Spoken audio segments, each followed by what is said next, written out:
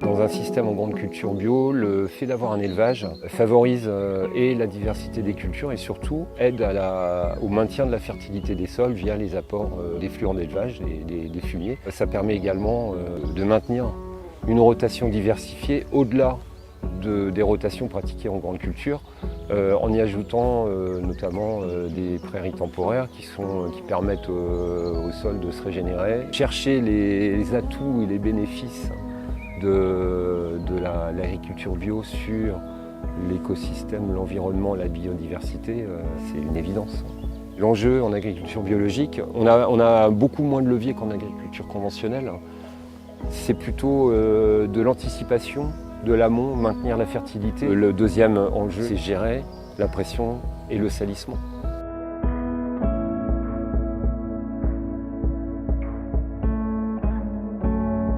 Ça fait partie des leviers pour gérer le salissement. Parce que là, le problème, ce que je disais, il faut arrêter de vouloir des choses parfaites.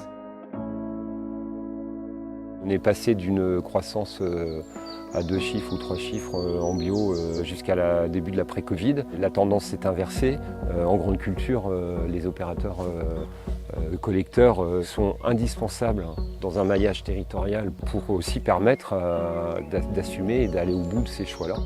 Grosso modo, 70% des productions d'agriculture biologique sont vendues à travers la grande distribution. Donc on a besoin de ces gens-là aussi. En 2019, les élus ont décidé de dédier une partie du silo à la collecte de produits bio. C'est sécurisant pour un système en grande culture.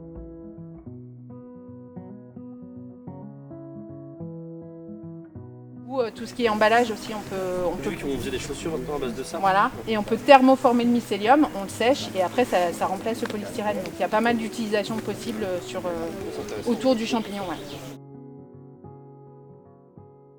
Quand on voit par exemple la production de blé, où on exporte à 80% la production qui est faite en Normandie, je trouve ça dommage.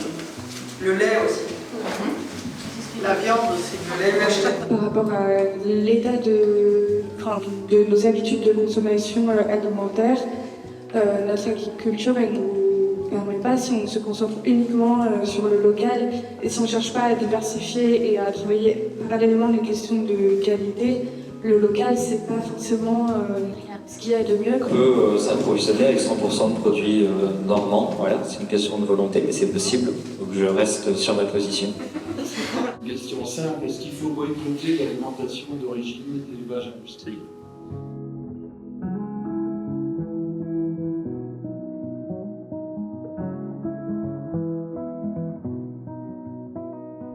Il y avait 45 hectares de foncier à vendre, donc des sommes beaucoup trop importantes pour l'installation. Terre de Liens, du coup, m'a financé 32 hectares. Quand on vient de s'installer, les grosses difficultés qu'il faut faire face, c'est gérer sa trésorerie. Quand on met de la semence en terre, on ne récolte ça que 8 ou 9 mois plus tard, donc on sort de l'argent pour en ramasser beaucoup plus tard.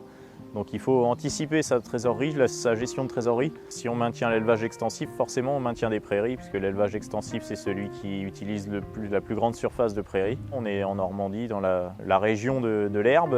Si en Normandie on n'a plus de prairies, qu'est-ce que sera la Normandie? Les animaux ont le choix dans ce qu'elles mangent. C'est des animaux d'extérieur. Une vache, c'est pas un chien d'appartement. Autant le laisser vivre sa meilleure vie dehors et qu'il profite au maximum du temps extérieur. Au bot de traite, le gros avantage, c'est que l'astreinte elle peut être coupée en plusieurs fois dans la journée et on n'est pas obligé d'avoir une astreinte le matin et le soir. Ça peut être passer un peu plus de temps dans l'après-midi et y être moins présent le matin si on a une autre corvée, un chantier. Et l'avantage par contre de la machine à traire, c'est qu'on l'allume le matin, on l'éteint, on l'allume le soir, on l'éteint, on sait qu'elle ne va pas nous rappeler, qu'elle ne va pas être en panne, qu'il ne va pas y avoir une vache qui va l'avoir mis en défaut. Alors on a les aides au pilotage, donc que ce soit le contrôle laitier, autrement il y a aussi les analyses de tank. Essayer d'avoir que des laits qualitatifs qui s'en vont au tank. Donc ça passe aussi par l'alimentation, d'où tout l'intérêt du pâturage tournant, de toujours valoriser au mieux l'herbe et d'avoir un lait qui soit derrière qualitatif et qui soit, on va dire, sain. Alors le modèle lait de vache est super important puisqu'on a un prix de production qui est établi, un coût de production Et en fonction de ça, le lait a un prix de base. Et c'est pour moi le minimum du minimum, c'est de prendre en compte le coût de production pour rémunérer un produit. Sur les contrats justement d'Amel, il y a une garantie, c'est sur du moyen terme. Alors on est en contrat de 9 ans.